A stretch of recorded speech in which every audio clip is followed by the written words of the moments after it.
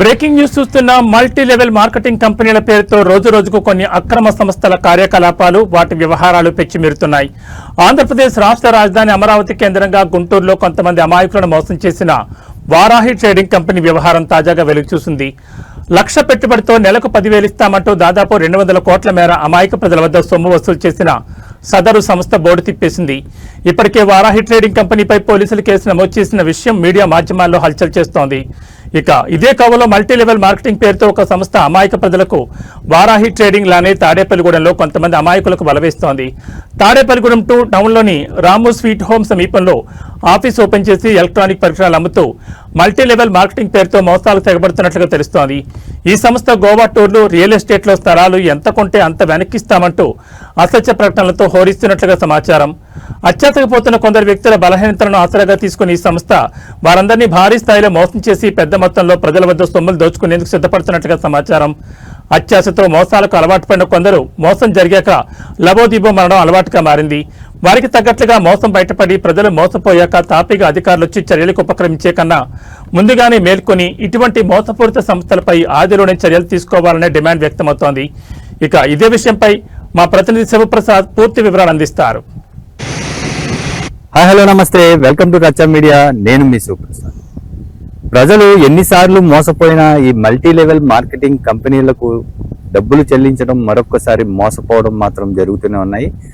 తాజాగా రాష్ట్ర రాజధాని సమీపంలో విజయవాడ కేంద్రంగా వారాహి ట్రేడింగ్ కార్పొరేషన్ పేరుతో ఒక ఆఫీస్ను ఓపెన్ చేసిన బాపట్లకు చెందిన ఒక వ్యక్తి దాదాపుగా 200 కోట్ల వరకు డిపాజిట్లు సేకరించి ఇప్పుడు జెండా ఎత్తేసినట్టుగా తెలుస్తోంది. అయితే ఆఫీస్ మూసివేసి ఉండడంతో బాధితులు 2 రోజుల నుంచి ఆఫీస్ దగ్గర ఆందోళన చేస్తున్న ఎవరైతే ఆ కంపెనీ ఓనర్ ఉన్నారో ఓనర్ ఫోన్ స్విచ్ ఆఫ్ లో ఉండడం, అక్కడ పనిచేసే సిబ్బంది కూడా ఆఫీస్ కు సంబంధం లేకుండా ఎవరికి వారే యమునా తీరే అన్నట్లుగా వారు కూడా పరారవడంతో బాధపడాల్సిన వంతు బాధితులైంది.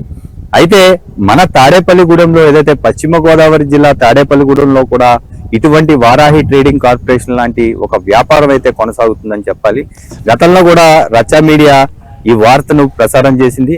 అయితే ఈ నిర్వాహకుల మీద మాకు రచ్చా మీడియాకి కానీ మాకు కానీ ఎటువంటి ఇది లేకపోయినా మేము ఈ వార్తను ఎందుకు ప్రజెంట్ చేస్తున్నాం అంటే ఊరికినే డబ్బు ఊరికినే రావు అనే పదం మాత్రం నిజం. ఇక్కడ రకరకాల స్కీముల పేరుతో మోసం చేయడానికి ఇక్కడ ఏదో ఒక లైఫ్ కంపెనీ పేరుతోటి ఒకటి స్థాపించి ఈ 2 టౌన్లోని రాము స్వీట్ హౌస్ సమీపంలో ఈ ఆఫీస్ని ఏర్పాటు చేసి దాదాపుగా గత 10 నెలల కాలంగా వ్యాపార లావాదేవీలు కొనసాగిస్తున్నారు.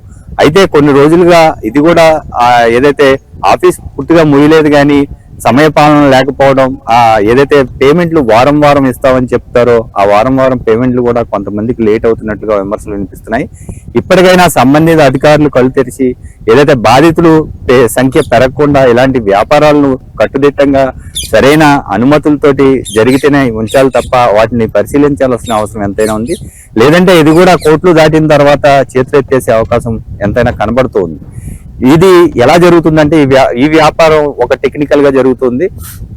₹1,00,000 5,000 వడ్డీ ఇస్తామంటూ కూడా ఫస్ట్ మొదలు పెట్టిన ఈ వ్యాపారం అనంతరం ఎలక్ట్రానిక్ వస్తువులు ఏదైతే టీవీ, ఫ్రిడ్జ్, ఏసీ లాంటి ఎలక్ట్రానిక్ వస్తువులను ఏదైతే అసెంబ్ల్డ్ టీవీలు ఉంటాయో ఇది హైదరాబాద్ లాంటి ఎక్కడ అసెంబుల్ చేసిన టీవీలను ఏదైతే ఫేమస్ కంపెనీలు ఉన్నాయో శాంసంగ్ కావచ్చు, ఫిలిప్స్ కావచ్చు, సోనీ కావచ్చు ఇలాంటికి దగ్గరగా ఉన్న పేర్లను ఎంచుకొని ఆ టీవీల రేట్లకు ఇక్కడ 30,000కు 42 ఇంచుల టీవీ అంటూ కూడా ముందుగా అమ్ముతారు. అయితే ఈ టీవీ అసలు ధర ₹10,000 లోపే ఉంటుంది.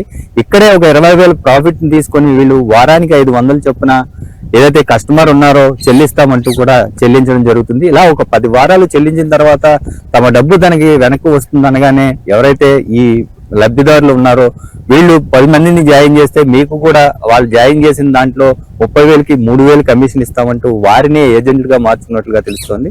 అయితే తాడేపల్లిగూడెంలో ఈ వ్యాపారాన్ని విస్తరించిన అనంతరం ఇక్కడి నుంచి రాజమండ్రి మకాం మార్చే ఉద్దేశం ఉన్నట్లుగా రాజమండ్రిలో ఒక ఆఫీసును తెరిచినట్టుగా కూడా మనకైతే సమాచారం అందుతోంది.